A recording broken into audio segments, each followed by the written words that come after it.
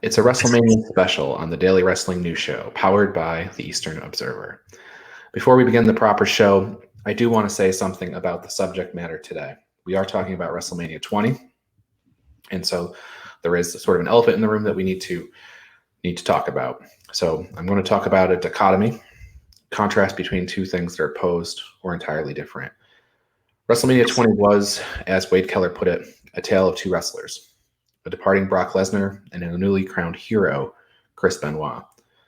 Wade Keller would write that fans initially saw him, meaning Lesnar, as a big monster getting a push before his time. As months rolled on, though, Lesnar began improving rapidly. In the time leading up to WrestleMania, Lesnar managed to become respected. When the news got out that Lesnar suddenly planned to quit wrestling, fans vocally rejected Lesnar's decision to leave, just as they had begun to fully accept and embrace him as a top star. The Madison Square Garden audience was unforgiving, to say the least. Chris Benoit was known for being a passionate worker, someone who didn't fit the mold as a WWE top talent, but someone who traveled the world to find work when the US scene didn't have anything for him. Keller wrote, Benoit hung around WWE and slowly gained the respect of fans across the country who had been conditioned to appreciate charisma, size, and brashness. Benoit was none of those, yet fans saw that he was the real deal. It was the dichotomy of Lesnar and Benoit that made Benoit's crowning such a powerful moment. Lesnar was a natural hero that turned his back on us, while Benoit spent years earning our respect, honing his craft and scratching and clawing his way into our hearts and minds. By the time Mania 20 rolled around, we were in Benoit's corner because he wouldn't leave us. He was one of us. And if the story of Chris Benoit's life ended the night of WrestleMania 20, he would have died a hero. As we know, that's not what happened. 3 years later, Benoit murdered his wife and son before killing himself. As documented in the Vice Dark Side of the Ring series, his friends and family don't really understand what caused Benoit to take these actions. Those friends, like Chris Jericho, Chavo Guerrero, and others, don't remember Chris as a murderer. And we would all love to know what caused the mental shift within Chris Benoit that led to those actions. But we don't know, and we will never know. So while we look back at WrestleMania 20 today and celebrate the real-life story of a dream achieved, I must first return back to that word dichotomy.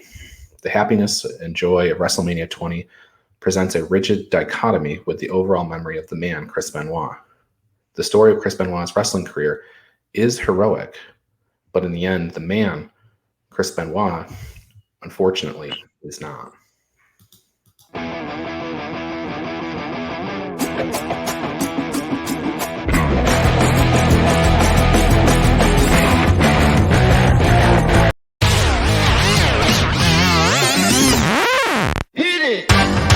That's what I'm talking about. Wait! Okay, now, from the beginning.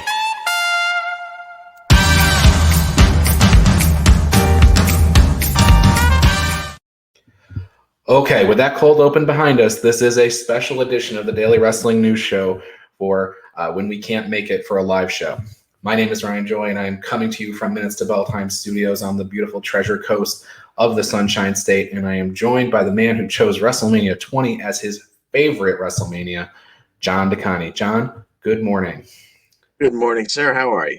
Very good, very good. So had to get that bit of business taken care of because you can't really talk about Chris Benoit and ignore the stuff of his past or his future in the case of like when this was took place. But this WrestleMania 20 was really special, and it was a hero was born, really. I mean, and that's what the story is. So you have to look at that dichotomy. But I think at this point we can, and I know you feel this way too, we can kind of put that aside for this, however long we talk about WrestleMania 20 and focus on the event. Absolutely. Very well done in the open. It needed to be said. And just, for those watching, just understand we're coming at this with the joy and feelings we had waking up Monday, March 15th, 2004, having just consumed this pay-per-view. So absolutely, that's how we're coming at it. Absolutely. So we have our agenda for the day. It is we are going to start with our WrestleMania question because we have to. And then we do trivia early because it's a WrestleMania episode. We can't wait till the end of the show. Our trivia is based on WrestleMania 20. We will do our full match-by-match breakdown of the event. And at the end, we will decide if we think it holds up. So, John, if you're ready, I'm going to ring that bell. There.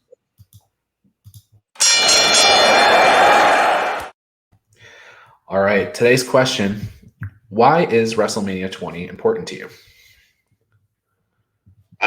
For the very reason that that you partially broke down in the open, that as a WWE guy, WWF guy, my whole life, it was the land of giants. It was always the big guy, it was the monster, and to see these two completely counterintuitive choices as the two main champions embracing at the end of that show is just something that is burned in my brain. And honest, as I was reliving it in the past week when I rewatched it, someone was cutting onions in the room again. So, oh no.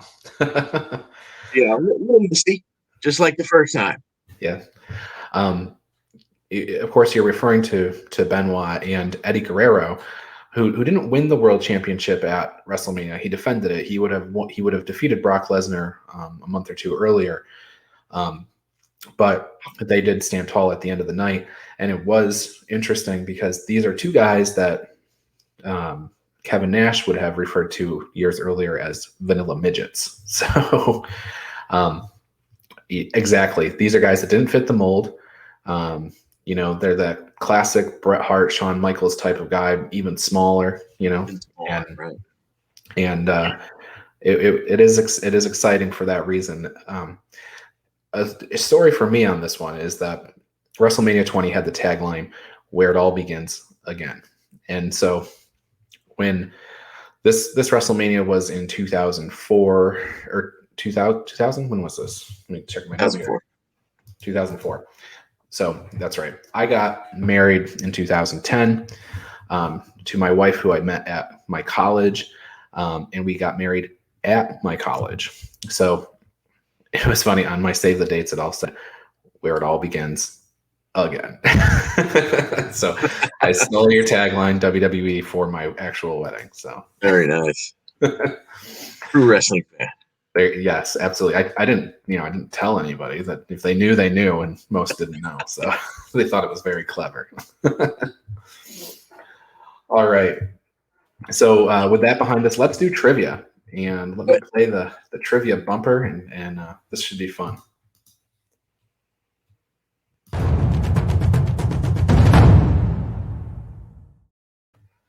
Okay. First and foremost, let's see if we can get this one. Who sang "America the Beautiful"? That would be the Harlem Boys Choir. That's right, the Boys Choir of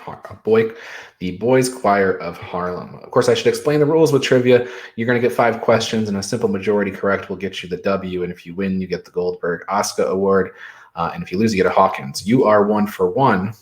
So let's go and see how you do with number 2. Harley Race was inducted into the WWE Hall of Fame the night before WrestleMania 20.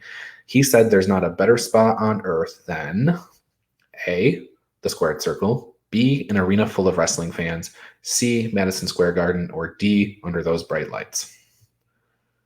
Under those bright lights. It was under those bright lights. 2 for 2. Victoria surprised Molly Holly late in the show with a roll-up pin in 4 minutes and 52 seconds. What kind of roll-up was it? Was it A, an inside cradle, B, an O'Connor roll, C, a backslide, or D, a Mahistral cradle? Molly had attempted her widow's peak, and Victoria countered with a backslide. That's right, a backslide. 3 for 3, crushing it. Okay, I really popped big in this particular moment, so let's see how you do. What did The Rock call the Hurricane and Rosie? Was it A, Tweedledee and Tweedledum, B, Big Bird and Snuffleupagus, C, Hamburglar and Grimace, or D, Bastion Booger and Lucha Dork? Oh, God. I remember the backstage. Well, I'm gonna say Hamburger and It Grimace. was Hamburglar and Grimace. Although I thought Big Bird and Snuffleupagus was pretty great. Absolutely. All right, and then John Cena, whose shirt I am actually sporting today, said in his pre-match promo that he wasn't wrestling the Big Show. It's all a charade. He's wrestling this animal from the Macy's parade. Was it A, a hippo, B, an elephant, C, a rhinoceros, or D, a cow? The hippo. It was a hippo. Excellent. You have 5 for 5. So, given the fact that he's on this card, we'll play you the Goldberg Award, followed by Perfect. All right. Sweet sounds. Absolutely. Well, with those proceedings out of the way, WrestleMania 20, as discussed, March 14th, 2004, from Madison Square Garden in New York City. For WWE, 20 marked a milestone. The company returned to MSG, the same arena that hosted the first WrestleMania. In the 20 years, WWE grew into a monolithic company that essentially gobbled up all the significant domestic competition. The company came so far, but they returned to the birthplace of Vince McMahon's vision. And here they were determined to, as the tagline said, begin again.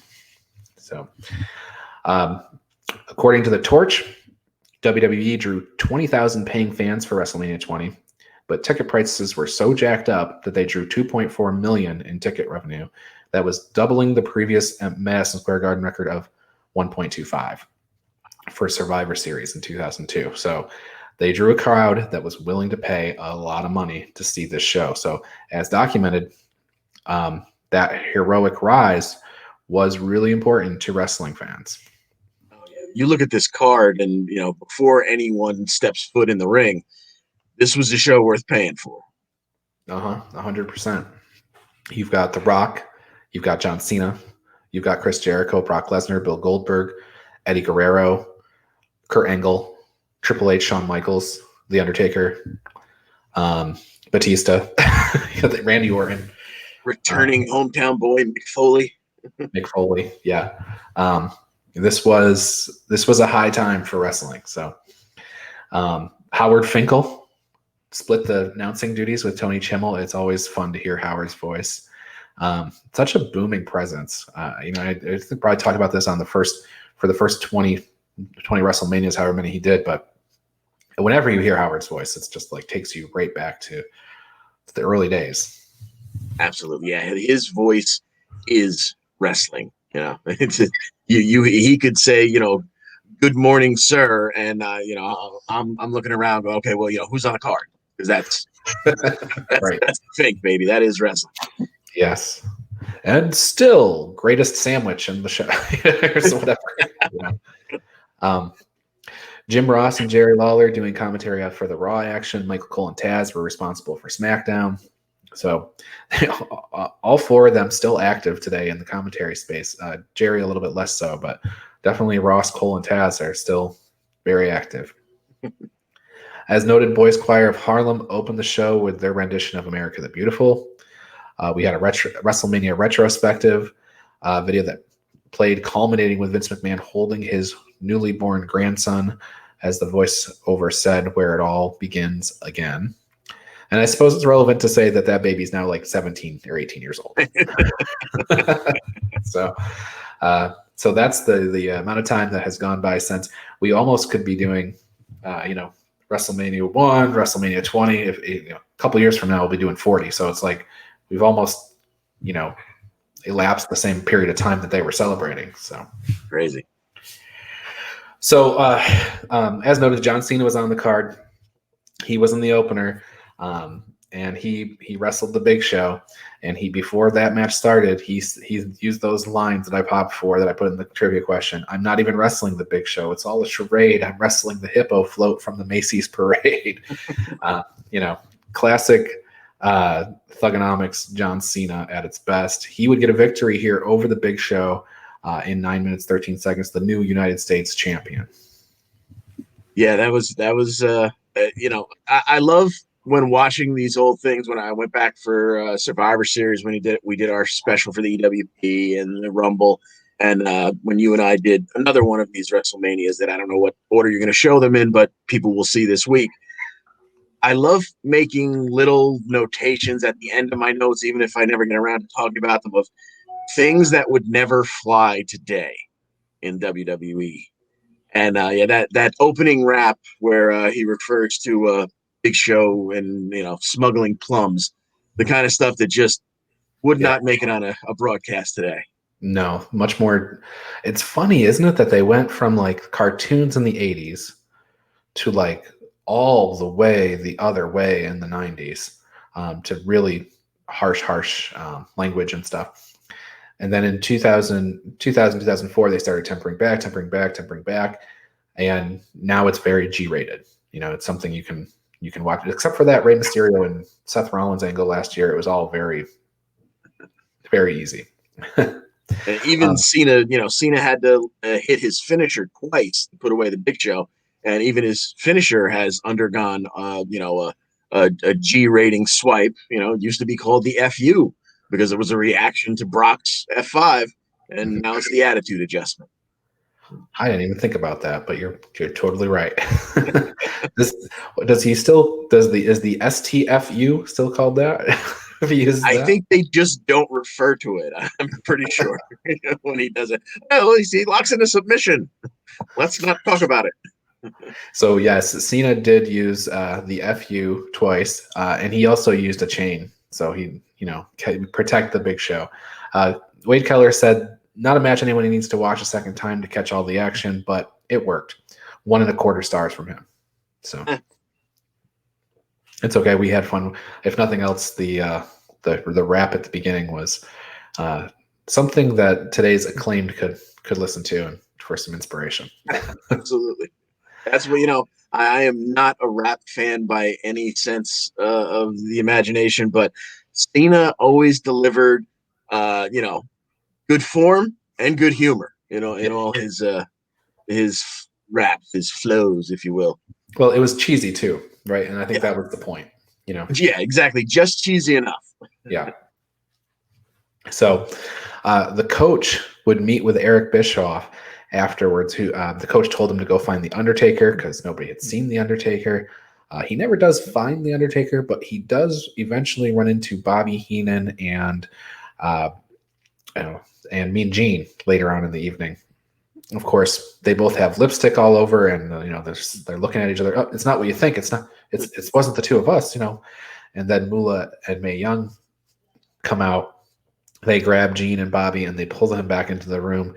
Gene and Bobby, you would have thought they were being carried away by murderers, or like a tiger or something had them by the legs. Like they did not want to go back for more. I guess Moolah and May giving them everything they could handle. So that was just a fantastic, exactly what it needed, what it was supposed to be, a fantastic comedic performance. And once again, Heenan, who had already started to have some health issues, so his speech was a little bit affected. Just, leave me alone, as he's being pulled back in. Just that man was just so silver-tongued. It was amazing. Yeah, I think he said, "I haven't been well." Rest in peace, Bobby. Yes, And Gene. Randy Orton said that Evolution had passed Mick Foley by in a promo that followed. Anything else about that promo that you want to talk about? I have minor notes like that, but just that he I believe had returned to the very staircase where he had deemed himself the new hardcore legend by tossing Foley down the stairs and beating him years earlier. It's funny, we're now in 2021, 17 years later, and Randy Orton is still getting paid on that legend killer gimmick, So I guess that when you find something that works. Right. Okay, so next up we had a World Tag Team Championship match. Booker T and RVD defending against La Resistance, a team we probably will never talk about again. The Dudleys, another team we'll probably never talk about again. Garrison Cade and Mark Jindrak. Booker T hit the scissor kick on Rob Conway. That's one of La Resistance. RVD followed up with a frog splash for the win, 7 minutes, 55 seconds. Keller gave the match 1 3/4 stars. But what I think is interesting is when we were talking earlier, we're like, this is a stacked card. We didn't even mention Booker T and RVD and the Dudleys. Like, yeah, it's stacked card. Absolutely. There was a lot of that was a fatal 4-way. The other tag match was a fatal 4-way. There was the 10-man cruiserweight open. They put a lot of people on this card, and when you look, I was mentally preparing for you to ask again about how many Hall of Famers. Oh. When you see how many Hall of Famers were on the card, how many Hall of Famers just either appeared because they were part of that year's induction or they were just seen backstage, and then how many no doubt future Hall of Fame. It's unbelievable. It's not everybody on the card, but it's pretty close. I mean, percentage wise, it's probably by percentage. 70. Yeah. The next match was Christian and Chris Jericho. Now, this one had like a really interesting backstory where Christian and Chris Jericho made a bet about who could get with Lita and Trish Stratus quicker, I guess, and talk about angles that probably wouldn't happen today, unless it was like high comedy, right? Like serious, like the most beautiful girl with and some. Well, you know what? Otis and Mandy Rose.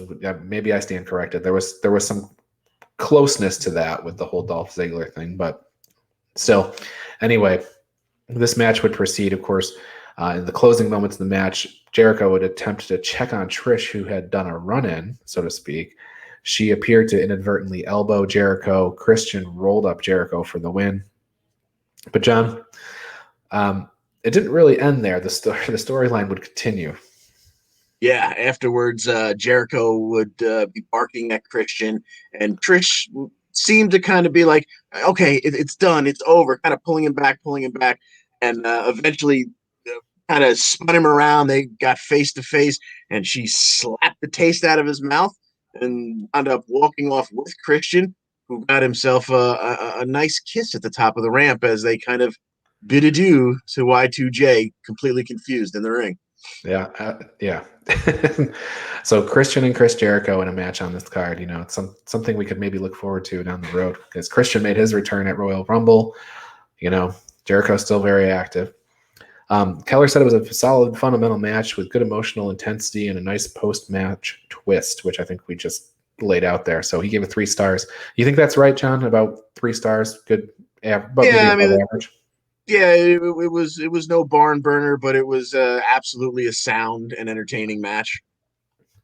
Yeah, no issues with me from that. I think the storyline, it's been so long. It's been almost 20 years since this WrestleMania. So when I go back and now you to understand the value of those video packages, because when you go back and watch this stuff years later, you don't have to go watch Raw for the preceding 12 weeks to understand what's going on. These video packages catch you right up. Because otherwise, I would have completely forgotten this storyline. Oh yeah, 100%. So then Lillian Garcia did her interview with first Mick Foley, but before Mick Foley could say very much, The Rock came by to take things over. Lillian kind of was taking a little glance at Rock, and Rock's like, "Don't be looking at the people's package." All these hysterical things. He has such good control of the audience. Hamburglar and Grimace, is just good stuff. Some of his, everything he was so untouchable on the mic back then. But some of his greatest moments in my mind, are the ones that I remember the most, are his interactions with Lillian. Yes, he had so much fun with her, and she would play along just enough not to be disrespectful to the fact that I think she was married, but she played along just perfectly. Whenever those two were on screen together, you knew you were going to get a good chuckle. Right, a little joke about strudel, or I guess the people's package, and then of course it ends with, "If you smell what The Rock and Sock are cooking." So fun stuff. Then we had their match, right? So now we have Evolution versus the Rock and Sock Connection. It went 17 minutes 9 seconds. Looked like things were going to turn out okay for Mick and the Rock. Mick Foley was prepared for Sacco, but Randy hit that RKO out of nowhere, got the pin. Keller says it wasn't remarkably better than expectations, but it met them all, things considered. It had some nice spotlight moments, 3.25 stars. So, Yeah, not bad. Yeah, maybe my favorite moment of the match was Ric Flair trying to copy the People's Elbow, but adding the Ric Flair strut to it. And then when Rock turned it around, he incorporated the strut into dropping the elbow on Ric Flair. Perfect. Right? These guys, great stuff. We move into the Hall of Fame class. We have Harley Race, Superstar Billy Graham, Don Morocco, Greg Valentine, Sergeant Slaughter, Pete Rose, Tito Santana, Bobby the Brain Heaven, Big John Studd, the Junkyard Dog, and Jesse the Body Ventura, who wouldn't be done for the night. We'll talk about him in a little bit, but pretty good class, really. Yeah, well, I think that was the first big party induction, and that was the first class since I want to say '96. Like they did '93, '94, '95, '96, and then they took a big break, and this was kind of the big celebration. So yeah, I mean, my God, what a stellar class! I mean, just all no doubt first ballot Hall of Famers.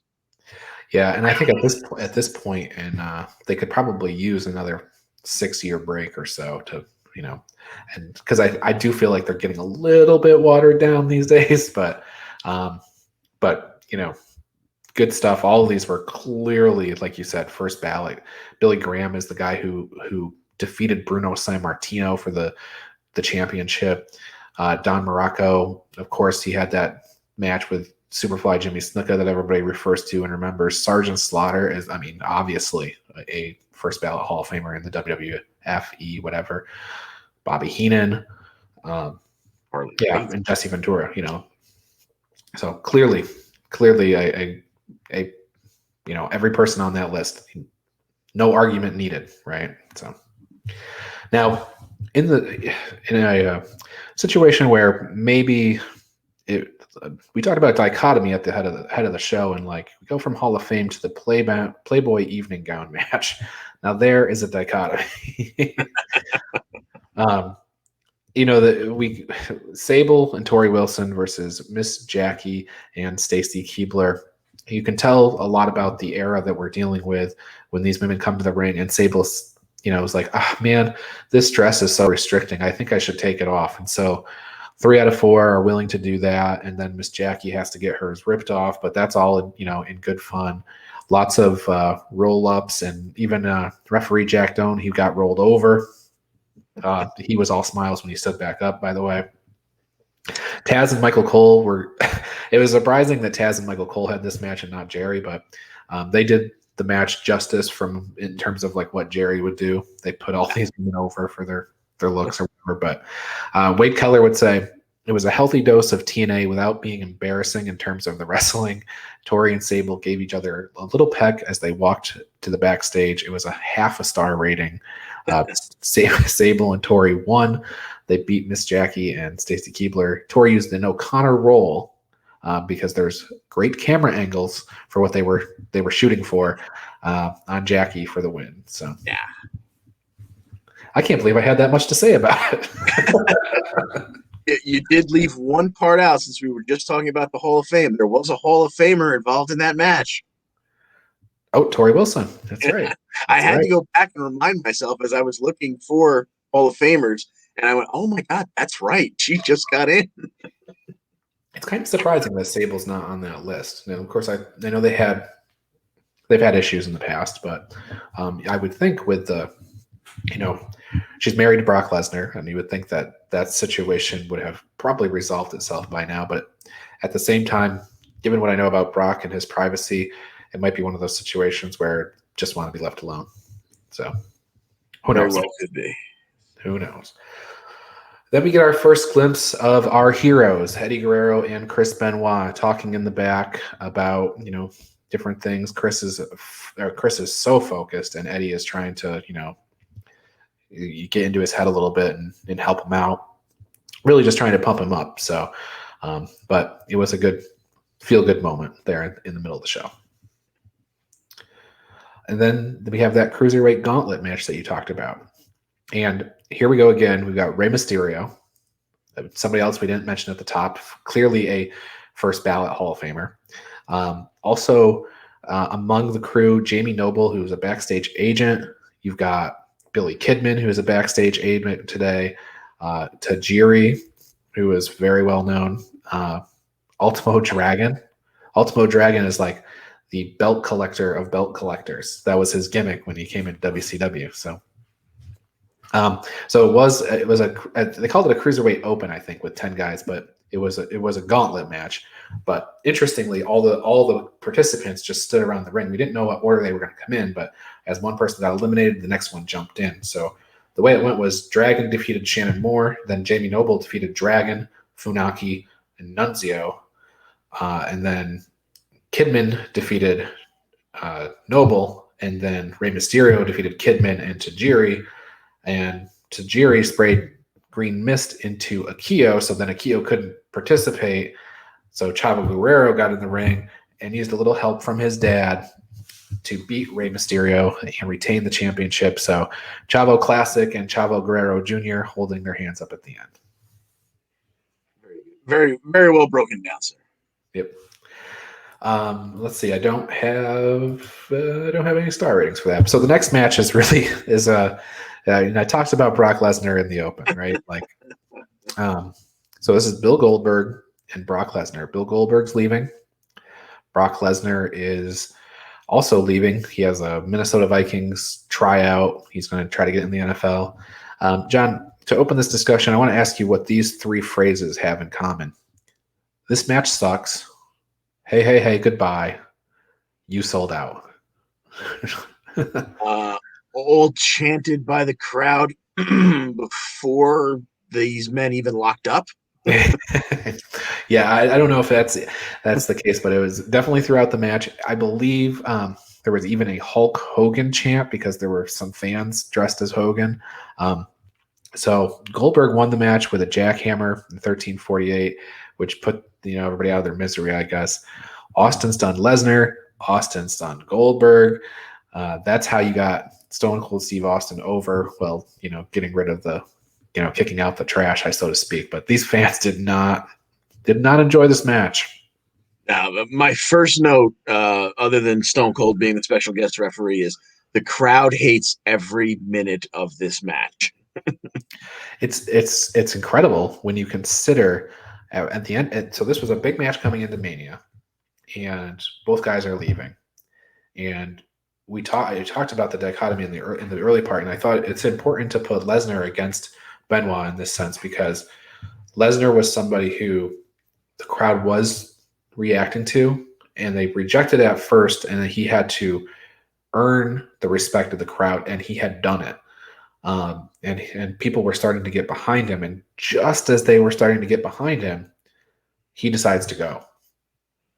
And it's like, we've invested this emotionally into you, and they're like totally ticked off by it. And then Goldberg just didn't re-sign a contract. So you got these two guys that are leaving. The New York crowd is unforgiving to begin with, and it was just like that snowball going down the hill, and it just kept getting worse and worse and worse. Keller said it was one of the most memorable WrestleMania matches ever, and the quality of the wrestling wasn't terrible by any means, but the spectacle created from behind-the-scenes stuff and the crowd reaction completely overshadowed anything in the ring. He only gave it 1.5 star, but it's funny that it's so bad that it's so memorable. Yeah, this is one of the earliest examples I can remember of the internet ruining a wrestling match. Mm-hmm. Because otherwise we wouldn't know that Brock hadn't necessarily come out yet. This was stuff that was leaked online. We would find out later that he was going to try the NFL, and with absolutely no training almost made it. That's how gifted an athlete he was. And like that, I'm sure the crowd wasn't really wouldn't have been behind Goldberg to begin with, but knowing that he didn't resign and he was on his way, it was just. This match had no chance. Absolutely no chance. The best thing they did was put Austin in the middle of it and have him stun them at the end, because they sent the crowd home happy, right? Yeah, exactly. So that segment ended on an up note because two men got stunned. Yes. Now, interestingly, at this point in the event, my DVD player said the event continues on disc 2. So I had to swap out discs for this. So it was a 2 DVD. So in a scenario here, I decided not to watch it on the WWE Network. I thought I would make use of those DVDs that just collect dust. So when I came back from that little break, we had the world's greatest tag team versus the APA versus the Basham Brothers versus Rikishi and Scotty 2 Hotty for the WWE Tag Team Championships. Rikishi did sat down on one of the Bashams, got the pin in 6:05. Scotty did the worm. Rikishi did the dance. Just a star from Keller. Yeah, the most memorable part of that match to me was being reminded of just how absolutely nasty Bradshaw's clothesline from hell was. Oh my God. I thought he killed Danny Basham when he hit him with that. Yeah. It's funny you see that move from him. It's so believable. It's like, the clothesline has been around for years, right? I mean, it's the most basic move. And there are a few guys that when they do it, Stan Hansen's probably the first. Bradshaw was in that vein.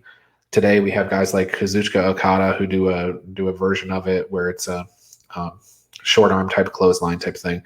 And there are a few people that can use that basic wrestling move as their finisher. And when you delivered it like Bradshaw, he's one of them. And it was a situation where a lot of times you see people do the clothesline and they just hold their arm up and the guy falls down. Bradshaw goes through the guy. And I think that makes all the difference. And he goes through the guy and he's swinging his arm at the same time. So I bet you he busted a few people up with that. Oh, yeah. There's no way that goes over with no injury every time. I mentioned earlier we're going to talk about Jesse Ventura again. And so here we are at that stage. And John, the last WrestleMania you and I talked about was WrestleMania 4, and I talked about how the promo that Hulk Hogan did about Donald Trump being a Hulkamaniac didn't age that well. And here we are again at WrestleMania 20. Donald had some nice things to say about Vince, and he had some nice things to say in general about having a good time at the show with his son. What happened was Jesse the Body came down, and he was going to do an interview, and he was looking around for his guest, and he's got Donald Trump there. That's his guest. So he asked him if he's having a good time, and Donald answers that. But then Jesse suggests that Jesse, will be running for president in 2008. And he asks Donald if he would have his moral and financial support, which Trump said 100%. And probably the less we say about that, the better, because we don't want to aggravate or we understood. It's politics. We should probably stay away from it. But he was featured on the show once again. And 3 years later, he would be heavily featured on the show. So Donald Trump. So interesting relationship. And I guess we can see why Donald is a WWE Hall of Famer. So. Okay, match 9 on the card is Victoria versus Molly Holly. And Victoria would win to retain the women's title in 452. The big stipulation here is if Molly loses, she not only loses the opportunity for that women's title, but she loses her hair. And she lost the match, and she lost the hair. So we said earlier it was a backslide to win. But yeah, and she got to meet Mrs. Barbara Luigi, and he took more than a little off the top. That's right. Kelly would say, not much time to become anything special. What there was of it was solid. These two deserve more time and to be taken more seriously, which I think that's a fine review, given the time, whatnot. The thing that I popped for during this match was completely unrelated to the match is Jim Ross and Jerry the King Lawler are doing commentary, and Jerry just like needling Jim the entire time, asking about Jim's panty preferences and color preferences in that regard. And JR even said he doesn't normally wear underwear.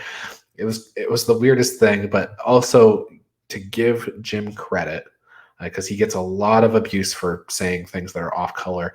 He did several times say, "Can we focus on the match? I didn't prepare for an inquisition on underwear or whatever." He wanted no part of that discussion to begin with, and it got even worse than that, or maybe it even started off a little worse than that. When they were on their way down to the ring and just talking about the potential of Molly having her head shaved, Lawler drops in, Molly's a good girl. You think this is the first time she'll ever be shaved? Yeah. Like, Jesus Christ, Jerry. No. So in my mind, I know, JR clearly uncomfortable with all of this discussion. And I can just hear Vince McMahon in the headset to Jerry Lawler, keep going. Keep after him. Don't let up now. Oh, God. Of course, I don't know. I've never heard Jerry say that was the case, but that I can just kind of imagine that the way Jerry wouldn't let it go, maybe he had some. Well, Jerry was making up for the fact that he must have been apoplectic at being left out of the evening. Right. So then we have Eddie Guerrero versus Kurt Angle. 2 Hall of Famers here, and nobody could ever question that. Eddie would retain in 21 minutes, 30 seconds. A really cool finish here. We saw Guerrero like loosening his boot, and you've got commentary team selling it as sort of like, maybe he injured his ankle. It's swelling up. You got to get the boot off, to kind of take care of it and stuff like that. And then Kurt Angle take advantage of the situation of an injured ankle. His finishing move is an ankle lock, so he applies that thing, and then Eddie slips out of the boot, rolls up Angle, and gets the win. No lying, no cheating, no stealing, but it was creative. And Eddie Guerrero, man, he could see there was a little bit of cheating. He did hold the bottom rope with his injured ankle. He kind of grapevine the rope to hold that small package in, and afterwards did not limp back up the ramp. He shimmied back up the ramp. There you go. Clearly, Maybe a just little lying too. Maybe a little lying too. All right, so you convinced me. He did lie, cheat, and steal his way through. But we haven't talked about Eddie Guerrero much on the Daily Wrestling News Show in general, so it's as good a time as any just to say, like, that's a guy whose imprint is all over wrestling today. You see that frog splash. Now, I know RVD does a frog splash too, and he, very famously.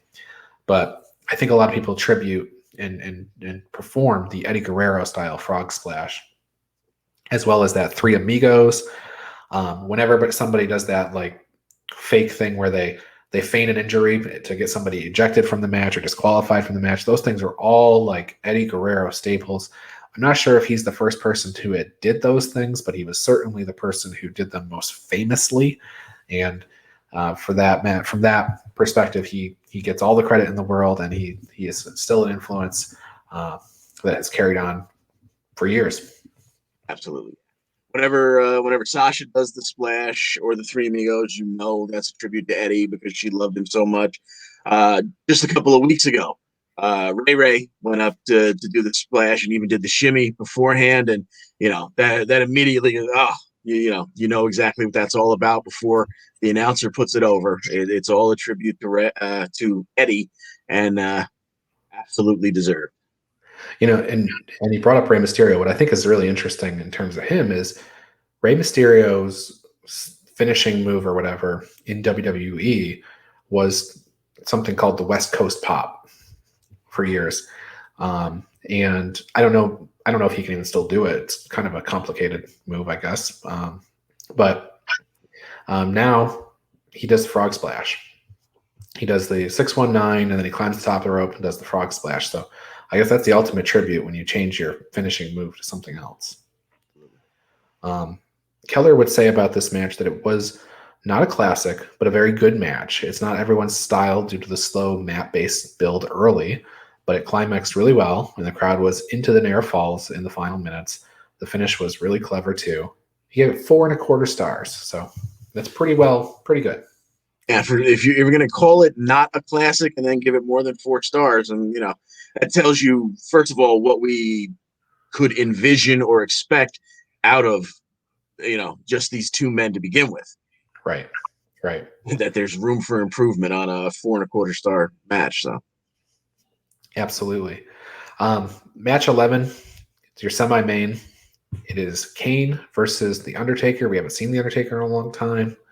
Undertaker won this match, as he did every match against Kane at WrestleMania and everybody else pretty much. He had a tombstone, 6 minutes, 56 seconds for the pin.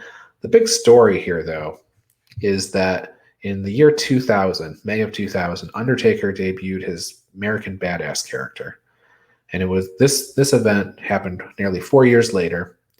And Taker returned as the Dead Man, and he was accompanied by Paul Bearer. So it was a return to form, the 10 years prior, between 1990 and 2000. Undertaker was the Dead Man. And then he took that 4-year hiatus as, the Biker Taker.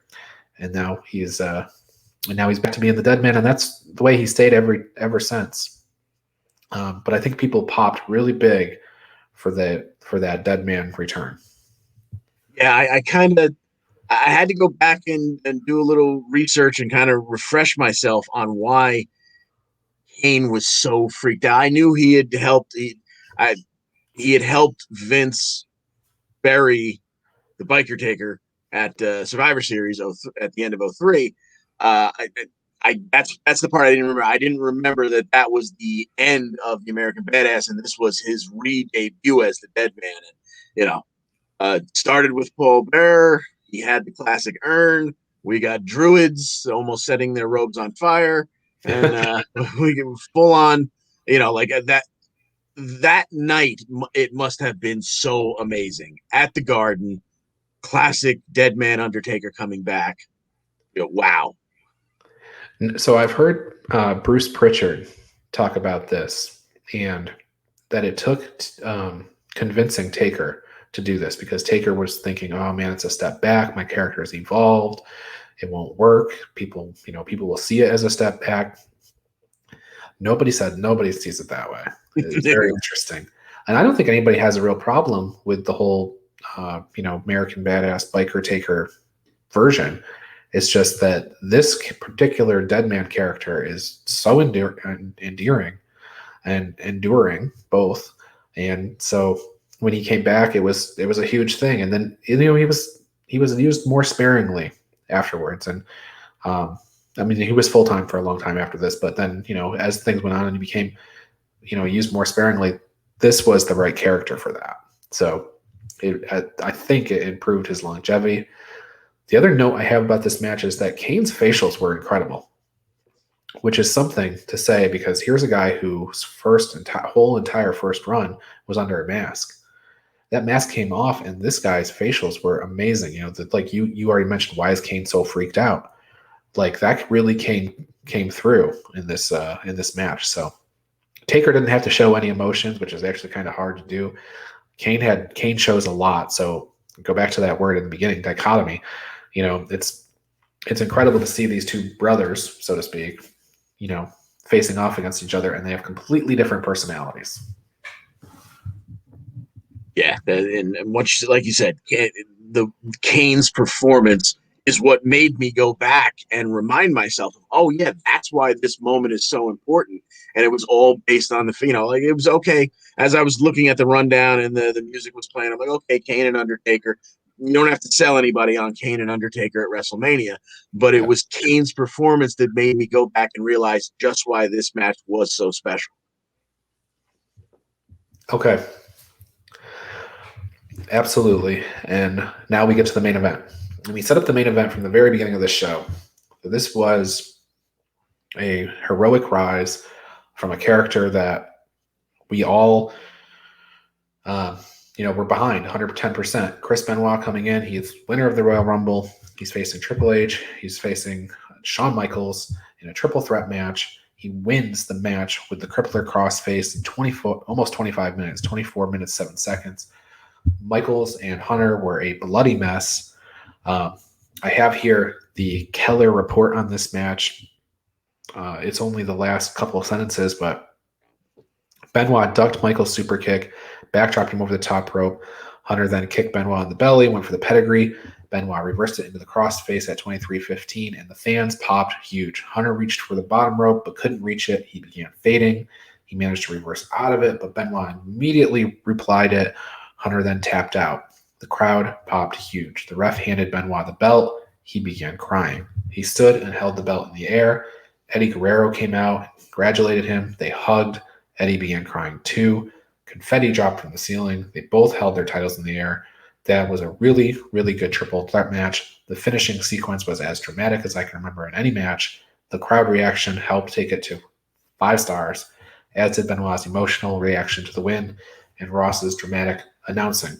5 stars from Keller on this match. JR almost blew out his voice screaming at the final, probably the final 5 minutes of this match. Every time there was a near fall or a near tap, one of the notes that I put in here, not necessarily consequential, but the absolutely superb expert blade job that HBK did on himself. I didn't see. I didn't see where it happened.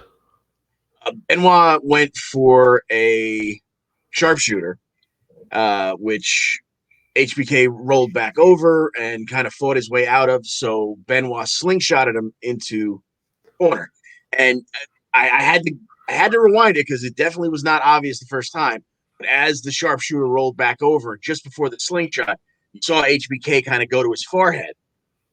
I did it in slow-mo. When the slingshot happens and HBK goes flying past the turnbuckle just so that he could slap the post and make it seem like his head hit it, his head is completely clean. So, it obviously takes a few seconds before the blood starts flowing. When he kind of stumbles back and he's facing away from the camera, he passes the referee, and opposite the hard camera, that part of the crowd all of a sudden just gives a groan like, whoa. And by the time he turns around, half of his face is covered. Yeah. Timing absolutely impetuous.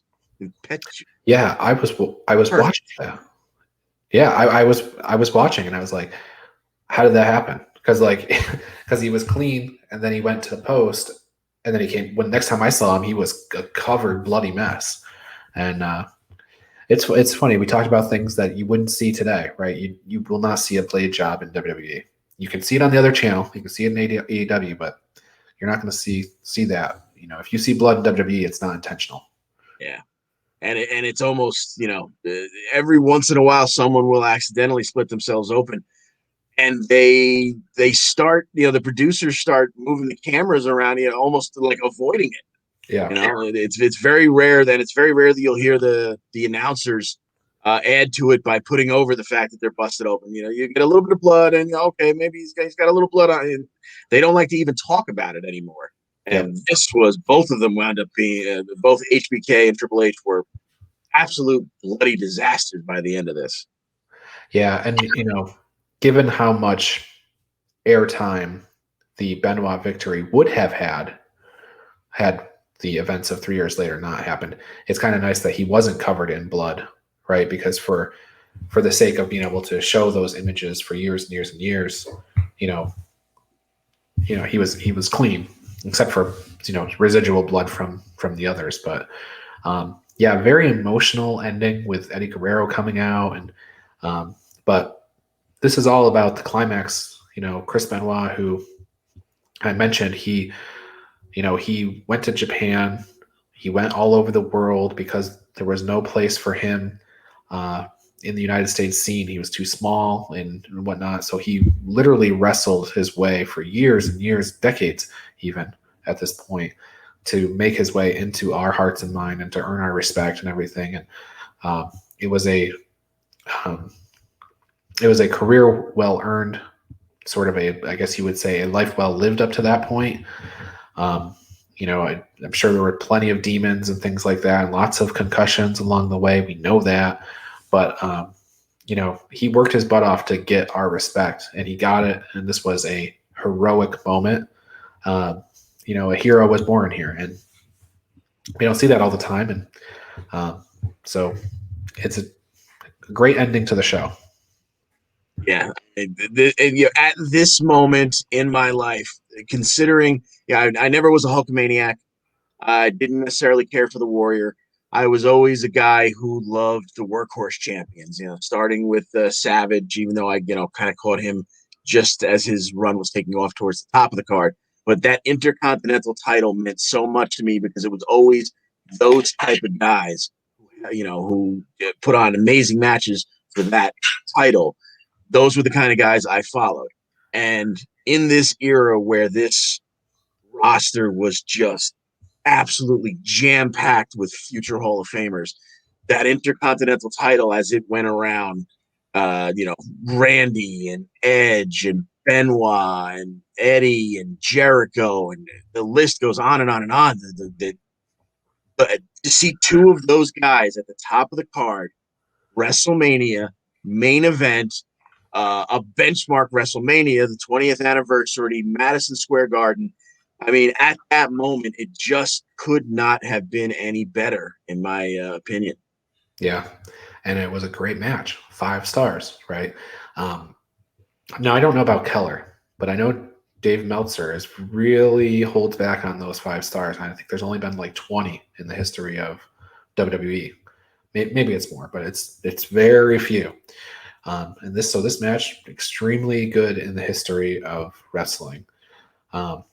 Figure 4 Weekly would write about the event. Figure 4 Weekly was Brian Alvarez's newsletter. Okay. Who would have thought 4 years ago that at the end of the 20th anniversary of the most important wrestling event of the year, 2 of the criminally underutilized performers that Kevin Nash and WCW referred to as the Vanilla Midgets would be standing tall as co-WWE champions. But it happened. The show ended with Eddie Guerrero and Chris Benoit, WWE and world champion, respectively, weeping and embracing in mid-ring as streamers fell from the ceiling. They were hardly the only ones crying. Jim Ross could hardly speak as he briefly recounted the story of their parallel careers, how they wrestled each other all over the world and never gave up, despite the odds always being against them. So, John, the hard question at the end of WrestleMania 20 is, does this WrestleMania hold up? And it's really hard in this case. I think I gave more credit to WrestleMania 4 maybe than it deserved, just because it reminded me so much of my childhood. So, I said yes. You kind of went the other way. I will be stunned if we're not in agreement here that this 100% holds up. And, once again, in my opinion, are to top. It is a great WrestleMania. I 100% agree that the wrestling holds up. The only thing is, and it's what we talked about at the beginning, you have to ignore things. And unfortunately, it will never be one that WWE spends a lot of time talking about. It'll never happen. But if you do this and you just take the last match out, which is criminal to do because it was, such a great match, top to bottom, definitely holds up. And then, put the last match back in, and it is a classic WrestleMania. It holds up. You have to be in the right mind space to say, I have to ignore the personal lives and the very unfortunate things that have happened in those personal lives. But yes, the wrestling holds up. Yes, the event holds up. It's probably better than any of the WrestleManias we're going to get this year or the next 2 that have been announced. I would have to concur. So with that said, there are some things I would like to tell people about before we get out of here. And first and foremost, I want to talk about the Wrestling Connection. Join the godfather of professional wrestling, Tony Capone, and the voice of the people, Tony T, every Tuesday night at 8 p.m. They are doing the Nawa Wrestling Connection live on Blog Talk Radio. Listen to the Nawa Wrestling Connection to find out everything that is taking place in the world of the North American Wrestling Alliance, and join the 2 Tonys as they sit down with a special guest each and every week. You can listen to the show by liking the Nawa Wrestling Connection on Facebook and by following Tony Capone, Tony T, and the Nawa on Twitter. And not only that, it's important, if you are a fan of sports, to listen into the Primetime Rundown with Joey Jarzenka, Ian Schreier, and Rob DeLuca each Friday night. They take you through the world of sports. The show kicks off at 6 p.m. on the Eastern Observer. And a show near and dear to John and my heart is the Essential Wrestling Podcast. Every Tuesday night, Al Carl is the host. John DeCani is on the show. I am on the show along with Gary Mahaffey and John Smith. They return each and every week, Tuesdays at 6 p.m. on the Eastern Observer. And then the Daily Wrestling News Show. This show that you're watching right now is on every day, Monday through Thursday. I guess not every day, but Monday through Thursday at 10 a.m. So don't forget to miss a single episode of that, or don't miss a single episode of that. Please forget missing it, I guess. John, any parting words as we wrap things up on WrestleMania 20? I think we talked about the show, whether it holds up, and we've talked about all the good and the bad. But is there any overall feelings about the show that you want to get out before we send it home? I think we covered it all, and I think it was bookend by you handling everything involved in it very, very well. To put it kind of a warning at the top and wrap it up at the end. Just a fantastic night, and thank you for giving me the platform to rehash it and relive it. WrestleMania 20, where it all begins again.